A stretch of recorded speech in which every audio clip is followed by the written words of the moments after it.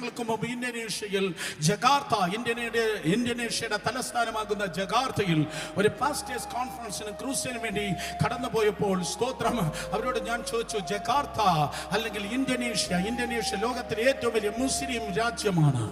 ലോകത്തിലെ ഏറ്റവും വലിയ മുസ്ലിം രാജ്യമാണ്. നിങ്ങൾ ഇവിടെ സഭകളുണ്ടോ? അവരെന്നെ നോക്കി സ്തോത്രം ചിരിച്ചിട്ട് പാസ്റ്റേഴ്സ് ഇങ്ങനെ പറഞ്ഞു, ഇവിടെ സഭകളേ ഉള്ളൂ. ഇവിടെ സ്തോത്രം ജക്കാർത്ത പട്ടണത്തിൽ തലസ്ഥാന നഗരിയിൽ ഏറ്റവും കുറഞ്ഞ 1500ഓളം സഭകളാണുള്ളത്. ഞാൻ പറയുന്നത് 2008 കാര്യമാണ്. 1500ഓളം സഭകളാണ് ജക്കാർത്ത പട്ടണത്തിലുള്ളത്. ഞാൻ ചോദിച്ചു, ഇത്രയും സഭകൾ ഉണ്ടായത് എന്താണ്? അവർ പറഞ്ഞു, ഞങ്ങൾക്ക് ഏറ്റവും ഭയങ്കരമായ പീഡയുണ്ടായി. ഞങ്ങളുടെ ഒരു സ്റ്റേറ്റിന്റെ പേരാണ് സുമാത്ര. കേട്ടിട്ടുള്ള ഒരു കാര്യങ്ങൾ ഉയർത്തിയാട്ടെ. സുമാത്ര പട്ടണത്തിൽ ഒരൊറ്റ ക്രിസ്ത്യാനിക്ക് പോലും കാലുകുത്താൻ അവകാശമില്ല. ക്രിസ്ത്യാനി എന്ന് പറഞ്ഞ് അവിടെ ജീവിക്കാൻ പറ്റത്തില്ല. ഇത് ക്രിസ്മസ് കാലമാണ്. എവിടെയും നക്ഷത്രമുണ്ട്, എവിടെയും തോരണങ്ങളുണ്ട്, എവിടെയും ക്രിസ്മസ് ട്രീ ഉണ്ട്. പക്ഷേ ജക്കാർത്ത പട്ടണത്തിൽ ഒരു ഫെനാറ്റിക്കായ മത തീവ്രവാദി ഒരു മേയറാണ് ജീവിച്ചത്. അദ്ദേഹം പറഞ്ഞു, ഇവിടെ വേദപുസ്തകവും ക്രിസ്തുവും ക്രിസ്മസിനും ഒന്നും ഇവിടെ സ്ഥാനമില്ല. പക്ഷെ അവിടെ ഉണ്ടായിരുന്നു 3000 ക്രിസ്ത്യാനികൾ. അവർ നിർബന്ധിച്ച 3000 ക്രിസ്ത്യാനികൾ പറഞ്ഞു, ഈ വർഷം ഞങ്ങൾക്ക് ക്രിസ്മസ് ആഘോഷിക്കണം. പല വർഷങ്ങൾ അവർ ചോദിച്ചു, അദ്ദേഹം പെർമിഷൻ കൊടുത്തില്ല. പക്ഷെ 2004 ആയപ്പോഴേക്കും അവർ നിർബന്ധിച്ച് 2004 പറഞ്ഞു, ഞങ്ങൾക്ക് സ്തോത്രം ക്രിസ്മസ് ആഘോഷിക്കണം.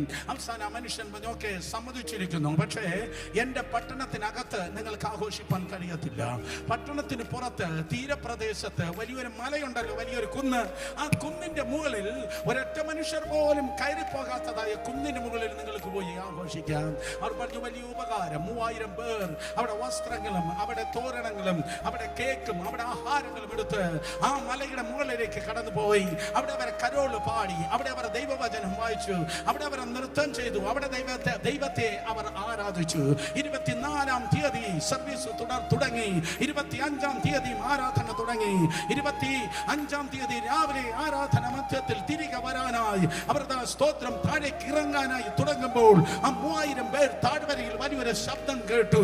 താഴ്വരയിലെ ശബ്ദം കേട്ട് അവർ താഴേക്ക് നോക്കുമ്പോൾ സ്തോത്രം 800 കിലോമീറ്റർ വേഗതയിൽ ഒരു വിമാനം പറക്കുന്ന വേഗതയിൽ ഏകദേശം 30 അടി ഉയരത്തിൽ, ഒരു തെങ്ങിന്റെ അത്രയും ഉയരത്തിൽ 800 കിലോമീറ്റർ വേഗതയിൽ ഇന്ത്യൻ മഹാസമുദ്രത്തിൽ നിന്ന് തിരമാലകൾ ഇതാ ഓടി വരികയാണ്.